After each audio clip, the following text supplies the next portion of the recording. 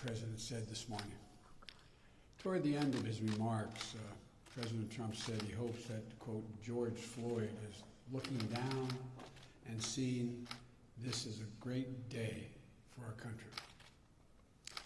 We're speaking of a man who was brutally killed by an act of needless violence and by a larger tide of injustice that has metastasized on this president's watch as he's moved to split us based on race and religion and ethnicity. George Floyd's last words, "I can't breathe. I can't breathe," have echoed all across this nation and quite frankly around the world. For the president to try to put any other words in the mouths of George Floyd, I frankly think is despicable. And the fact that he did so on the day when black unemployment rose, Hispanic unemployment rose, black youth unemployment skyrocketed, tells you everything you need to know about this man and what he really cares about. Today, like all Americans, I'm truly glad to see that 2.5 million Americans have gotten their jobs back. For those families, that's a sigh of relief. For all those of us, it reminds us that resilience of the American people. To those Americans, I'm so proud of you, so happy for you and for your families. I was disturbed, however, to see the president crowing this morning, basically hanging a mission accomplished banner out there, when there's so much more work to be done. So many Americans are still hurting. More than 20 million Americans, 1 out of every 7 U.S. workers, is still out of work. For an enormous swath of our country, their dreams are still on hold, and they're still struggling to put food on the table and wondering what's going to happen tomorrow. Can I pay my rent? Will I be able to maintain my mortgage payment? The unemployment rate remains the highest it's been in nearly a century. As I said, black employment went up this month. Latino employment jumped to over 37%. Hispanic unemployment overall is 4 times higher than it was before the president botched his response to the pandemic. And I'm worried when you look deeper to the data. While temporary layoffs went down, permanent layoffs went up. Donald Trump still doesn't get it. He's out there spiking the ball, completely oblivious to the tens of millions of people who are facing the greatest struggle of their lives.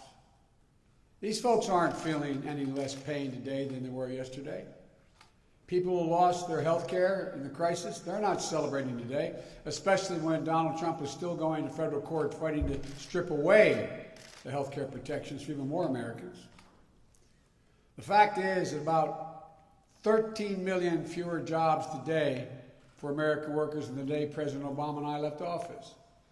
So while it's wonderful to see 10% of the families who've lost their jobs due to Trump's disastrous pandemic response start to make their way back, the president's behavior makes me deeply worried for the 90% who haven't. So to all those families who are scared, who are frightened, who are hurting, who are wondering what's going to happen next, I want you to know I and a lot of others see you. We haven't forgotten you. And I won't be satisfied when this country starts working for everyone. Just not now. Let's be clear about something.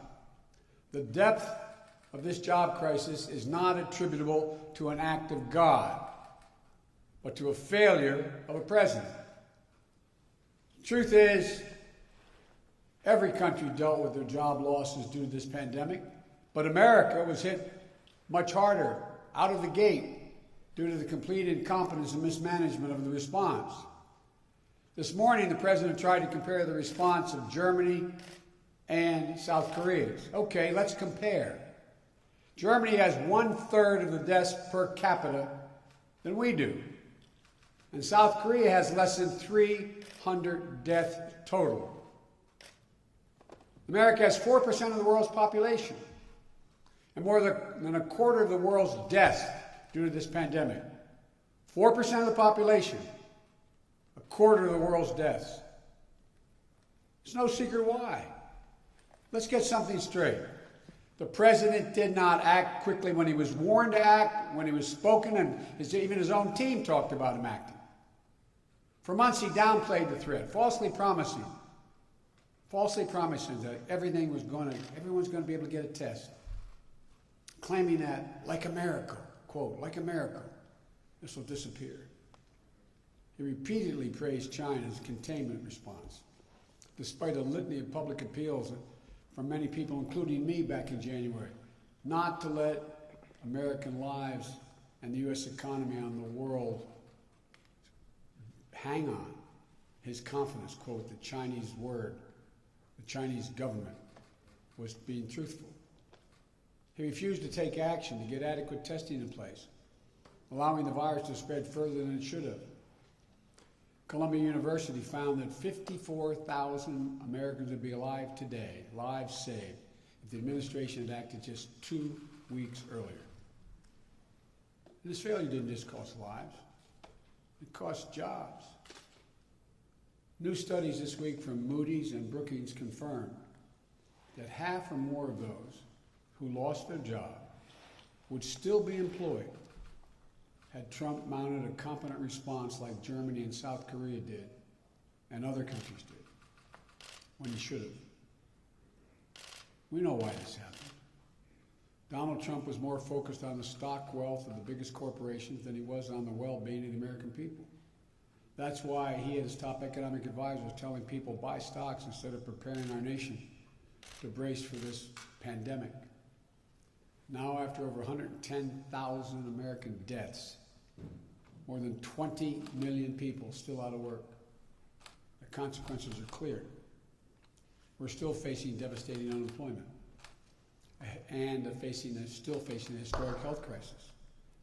And we're the continuing crisis of violence, injustice, and indignity that's devastating Black Americans, many Latinos. We're losing the soul of this country. You know, they're some of the sternest challenges our nation has ever faced. And Donald Trump is patting himself on his back. He just has no idea, in my view, what's really going on in this country. He has no idea the depth of the pain that so many people are still enduring.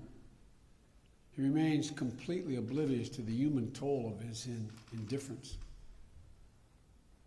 It's time for him to step out of his own bunker, take a look around the consequences of his words and his actions. Let's be clear. The president who takes no responsibility for costing millions and millions of Americans their jobs deserves no credit when a fraction of them return. But there's a deeper concern here.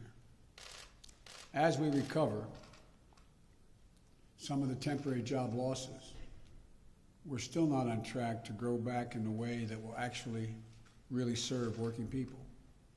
President Trump is still rewarding wealth over work. All we hear coming out of the White House these days is calls for more tax cuts for big investors, big corporations. Well, they didn't build this country. The middle class built this country.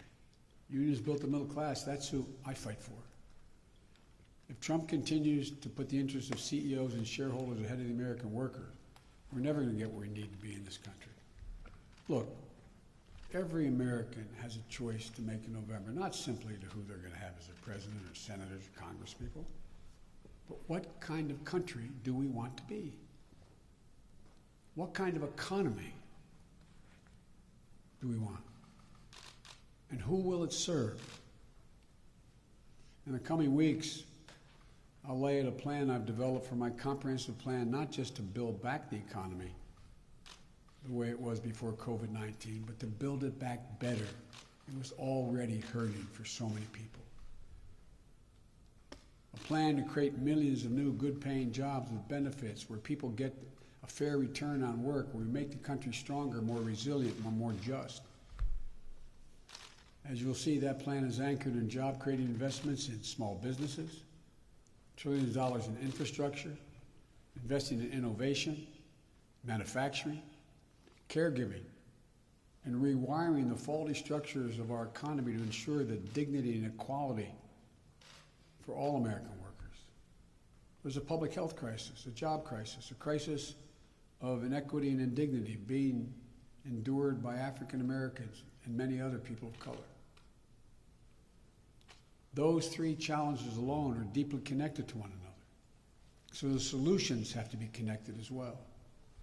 Any economic plan must start with a public health plan to make sure tests are available and they're able to be traced, test and tracing. Get our society functioning to build back the confidence we need to truly bring back jobs and small businesses. But that's only the first step. My job plan talks about restoring the dignity to American people. In addition to pursuing badly needed reforms, we need to grow wages, level the playing field, create tens of millions of new, good-paying jobs to build a better American future. There's a monumental amount of work to be done to repair the damage that has already been done.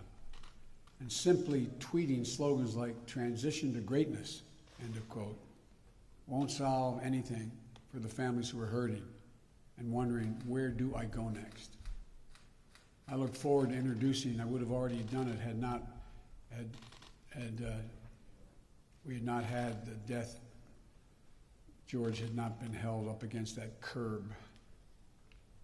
I would plan on introducing it earlier, but I'll be introducing it very quickly. Implementing a job plan that we're going to create and meet this moment. Americans can't afford to have any more of their time wasted.